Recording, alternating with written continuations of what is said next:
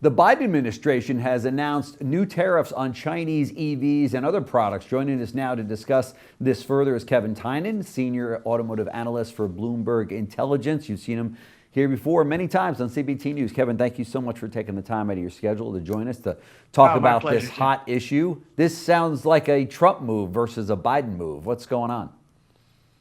Yeah, and I think, from an automotive perspective, it seems to me there's not a great immediate threat of Chinese automakers pounding on the door to get into the US. There's a lot of overcapacity there. I think if there is this idea that they need to move metal or dump vehicles because they're constantly producing, I feel like it's local to them, and it's going to be more Europe than it would be in the US. So when you think about all that from an automotive perspective, it feels like Biden's announcement is really a November, a politics view, saying like, hey, look, I'm protecting us. I'm keeping, these cheap products out of the country. But I don't, like I said, I don't know that there's any imminent threat that a Chinese automaker comes into the country out of nowhere without anybody notices and takes huge amounts of market share, especially at the price points that they're commonly selling at. That's a part of the market that every automaker selling in the US has just run away from. So it seems more like this is in preparation for November, more so than in position to get in position for when the Chinese do want to break down and get into the EV market of the US. Right, right. So what you're saying is he might announce that he's going to be building a bigger wall to separate us from Mexico next because it works well with the audience right now? Well, and if you think about going back to September of last year, with the UAW negotiations, and, he was firmly on the side of the unions. And that was a voting base that was very important to him. Yep. To show that he was behind them and that he needs to keep. And I think these things are sort of directed at that voting base that says, we've got manufacturing. But you're right. I mean, these were things that Trump talked about in 2016. I remember at the time, Ford wanted to build a factory in Mexico and went to Stellantis, which might have still been Chrysler, Fiat Chrysler at the time, and said, hey, we don't necessarily want to do this alone. Do you want to partner? And Fiat Chrysler said no. Ford said, we're not going to build the plant. And Trump said, look what I did. I kept manufacturing in the US. Yes. Yeah, exactly. Exactly. I told them that if they go ahead with that plant, there's going to be hell to pay. And that wasn't the reason that they shut it down. So. Right. Yeah. I mean, it was an affordable small car plant. And demand here for those kinds of vehicles just is gone to zero.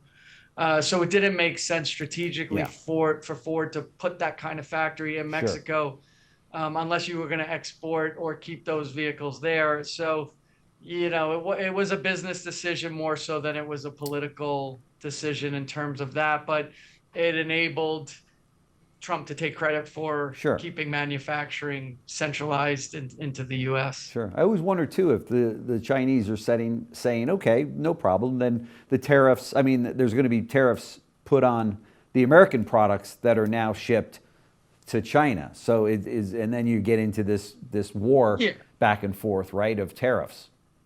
Yeah, nobody's sneaking up on anybody at this point. So I think that's part of it. Is that, China will have to be careful on how they react, or retaliate to this kind of thing, understanding what the real motivation is, and where China is in that process of trying to get into the U.S. market, if at all. Right.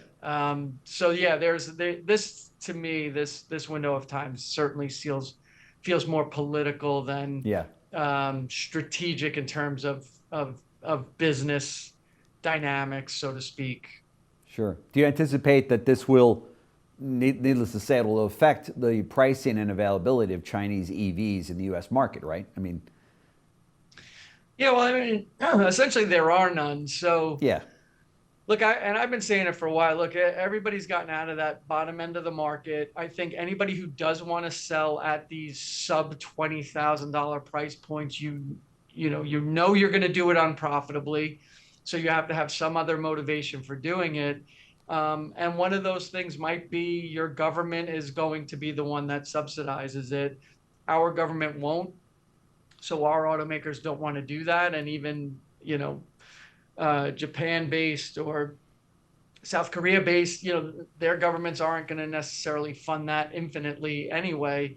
So it becomes a part of the market that nobody really wants, and there has to be some other motivation. So if you think about China getting in at these really cheap EVs, you're not really competing with anybody, right? I think there's this fear that it's a foot Yeah. in the door, and then you move up the market, and then you start to take market share from everybody, and then you take over everything. And Yeah. arguably, that's kind of what happened with Japanese manufacturers, Toyota, Honda, Datsun at the time come in at the bottom of the market, and they move up, and they're just mixed in with everybody else.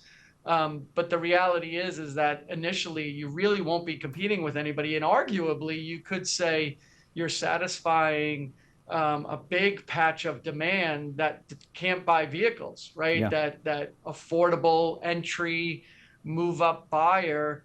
There's no, I have it in my presentation. Compared to 2016, there's about 1 million vehicles, nameplates that are no longer produced just because they were unprofitable for automakers, and they're not coming back, right? Right. Nobody's going to go back there and make those things. So on the one hand, you could have Chinese manufacturers that come in and actually satisfy a part of the U.S. market that needs addressing without really threatening anything else until some point in the future when they start to creep higher and higher. And I think that's what everybody's afraid of.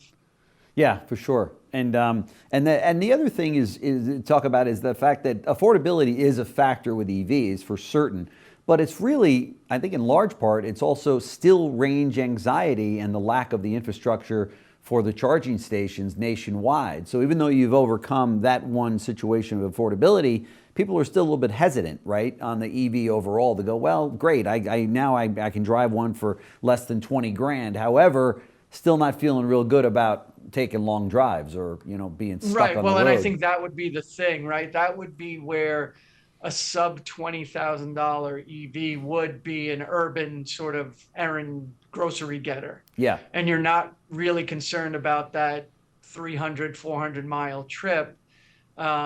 It would be a smaller vehicle made specifically for that market, smaller battery, lower cost, right? Big SUVs, big electric SUVs in cities don't make any sense at all. Yeah, sure, you can take the opportunity to run out to the Hamptons when you want to, or I guess maybe if you make it that far. But yeah, so there's the range anxiety. But I think that if it were Chinese brand EVs coming to the US, they would be at that lower price point, but they would also be smaller batteries, smaller vehicles, with the purpose of being local runarounds that create affordability, but also satisfy that end of the market where the larger and larger, more expensive SUVs just don't make sense in that capacity. Yeah, yeah, for sure.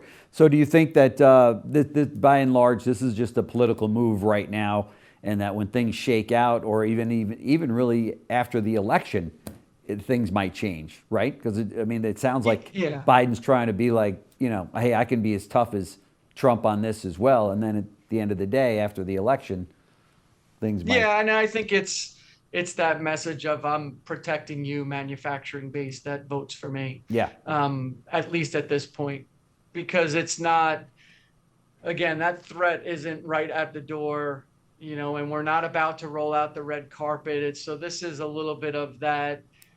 Yeah, Trump talked about these things going as far back as 2016 or even in 15 in the campaign, and I'm just showing that I'm still on your side in terms of that manufacturing base, that voter base, that consumer base that is thinking, on the one hand, is like, well, we don't want cheap Chinese products in here, but on the other hand, we need affordable vehicles, and our manufacturers aren't going to do it.